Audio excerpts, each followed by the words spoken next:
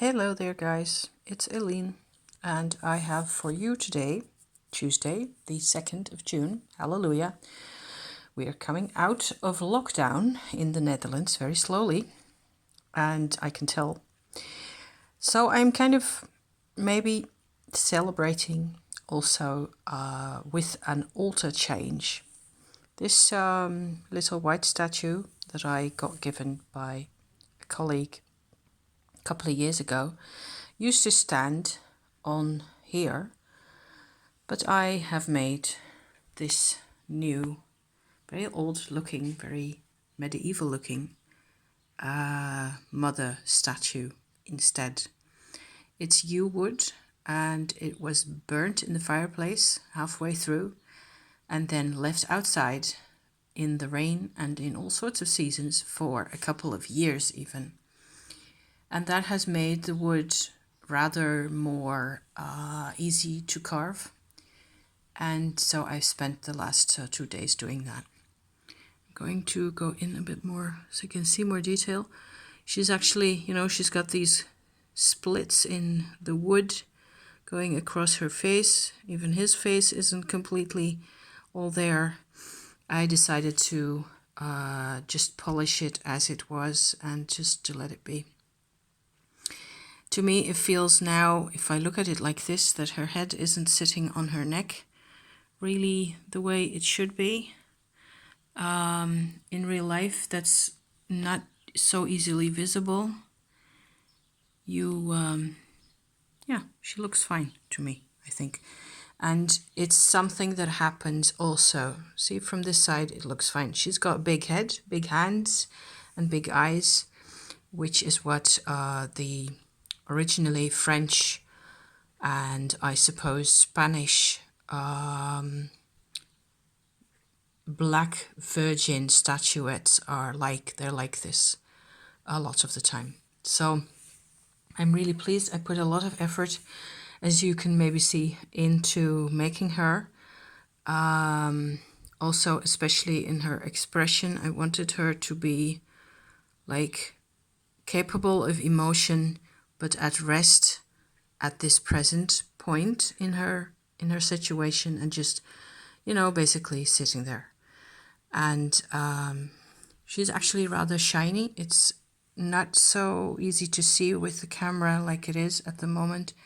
There you can see a bit more shine on the wood, and it feels a lot more real to me. It's like the heart of my house, I suppose, this place. And I found a couple of roses that somebody dropped by the roadside, and I snipped off a little piece of the stems and stuck them in water.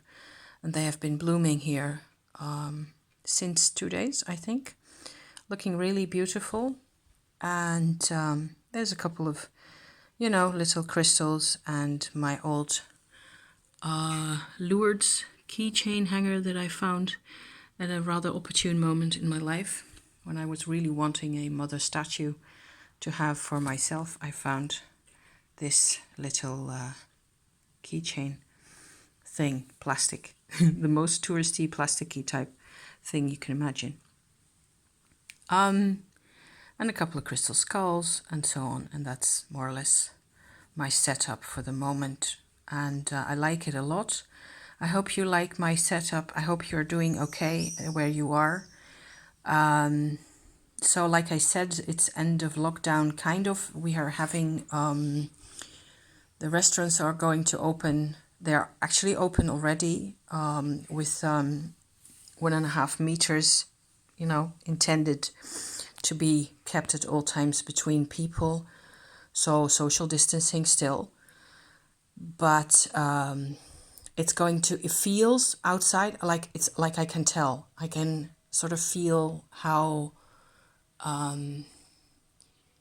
there used to be for 2.5, 3 months, at least there has been a very strong, very unpleasant sense of being cooped up physically, but also mentally and emotionally, like we've been all of us all over the world in different ways and shapes. We've all been forced to restrain ourselves in many ways. And that sense of restraint was very tough for many people, I think. I have sort of felt uncomfortable because of this myself. I'm sharing just a bit of my experience here as I show you my little altar set up here, because I think it's important. I have, I suppose, felt and sort of suffered from the consequences of how hard this restraint was for people in terms of vibration all this time. I have felt the sort of the fallout of that quite a bit myself, and I haven't necessarily had to deal with my own restraining myself or feeling in pain or feeling uncomfortable because I needed to restrain myself so much. That's more or less my life. My life has always been like that, and I'm used to that. But the effect on other people, and sort of not just a couple of people, but everybody outside, everybody who's a grown-up person over, I suppose, over 12, was in this situation. And it's slowly changing. And to me, it feels like there's more. You're slightly, yeah, a bit more than slightly actually, you're feeling more free to connect things in your life with each other that need to be connected. The sense of restraint or being boxed in, being cooped up, not just physically, but emotionally and psychologically in all sorts of ways, it meant, I suppose it meant that the focus of our awareness went to a couple of things on and on and on the whole time. It's like being forced to be busy with one and the same activity, one and the same mindset the whole time. So that's also very limiting, right? I'm hoping this makes sense to somebody out there. Anyway, at the moment, I feel like there are more things that start to connect with each other. So, for example, I have this little, religious, I suppose, space here, which is in the middle of my living room, or in between my living room and my kitchen, over yonder, where you've, seen me do things. I've just made a fantabulous marinade to go on my beef, which is now sitting in the fridge, that I will make into a nice stew later on. And so for me, there's a very strong connection, but that's, Venus in Cancer for you, between my marinades and this lady over here, and writing in my journal, which I've done recently, a couple of times more. I've paid a lot of attention to my journal, especially this morning, because I felt like that's the place I go to put my thoughts on paper and to analyze a bit more than I can do within my own brain, just like that. And it helps me a lot to, just write down everything that's been going on. And we've been quite busy. There have been some developments. We've managed to, turns out there's other people who want that.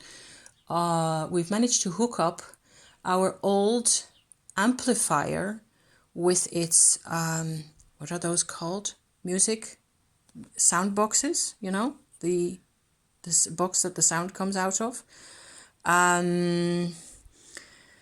Those are really big, really good quality tools that we have, devices that we have had in our house for years on end. My husband bought both the amplifier and, a cassette deck and a CD player and all that type of stuff with those sound boxes back in the 80s, I think, early 80s even. We managed to hook the whole thing up to the computer. So now we can listen to our YouTube stuff or our Tibetan bells or what have you with actual really great quality sound. Plus, we had to, in order to create this new setup, we had to move over and turn around our computer desk with all its, gizmos and bits and bobs. And by turning the desk 90 degrees, I just had a brainwave. This is what it's supposed to go like. By doing that, we have gained at least a meter up there. So it's a win all around. It's wonderful. So I'm going to go up there now. I hope you like my little view of our things. It's also kind of a witchy check-in, I suppose, with roses and things and goddess stuff. This statuette here, I'm going to go back to her now to conclude. I found quite a bit of a challenge to decide, basically inside myself, what it was that I wanted to represent, what it was that I wanted her to be. And it turns out that this is actually a comfortable kind of higher or deeper consciousness, if you like, for me, because I wanted to portray her, and I think I managed that, in a state of rest. She is resting after work. And that's why she has big hands and big eyes, because she has to be aware of everything and she has to do lots of things. But like right here, she's resting, and she has a face that is capable of all kinds of emotion. And I suppose I see a piece of myself in her now, which is pretty nice. It's a lot better than what I used to be able to do back in the day. So thank you for watching, and I will be back soon, one of these days, with more intel. I've got, I suppose, a couple more things to share. Yes, sometime soon. Okay, thank you. See you then. Bye bye.